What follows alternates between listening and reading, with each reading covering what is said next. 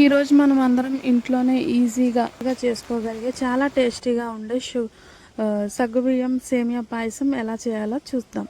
Festivals అయినా, birthdays అయినా, special occasions అయినా, ఏదైనా కానీ దేవుడికి ప్రసాదంలో పెట్టాలన్నా కానీ మనం ఫస్ట్ ప్రిఫర్ చేసేది పాయసం, సేమియా పాయసం. దాంట్లో మనం కొంచెం సగ్గుబియ్యం యాడ్ చేసుకుంటే చాలా బాగుంటాయి. పిల్లలు ఎవరైనా పాలు తాగకపోయినా కానీ మనం ఇది పర్ఫెక్ట్గా ఇవ్వచ్చు. ముందుగా ఒక గిన్నె తీసుకోవాలి. దాంట్లో 2 టేబుల్ స్పూన్స్ నెయ్యి వేసుకోవాలి.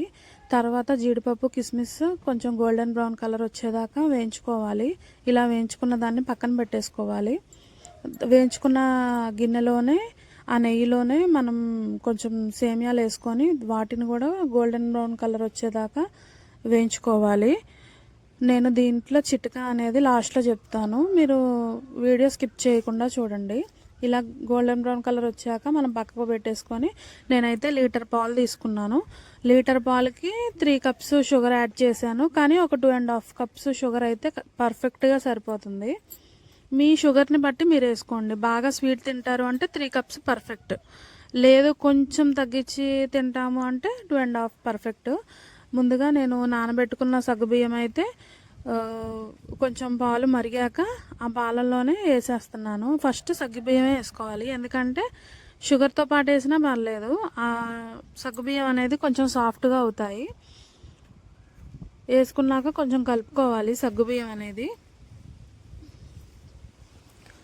కొంచెం కలుపుకుంటూనే ఉండాలి.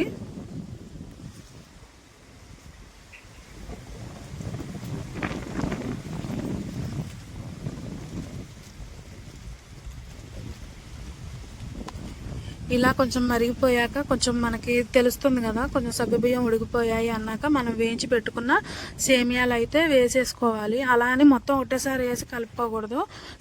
గంటెతో కొంచెం కొంచెం వేసుకుంటూ కలుపుకోవాలి, ఎందుకంటే మళ్ళీ ఉండలు కట్టేస్తుంది అనమాట.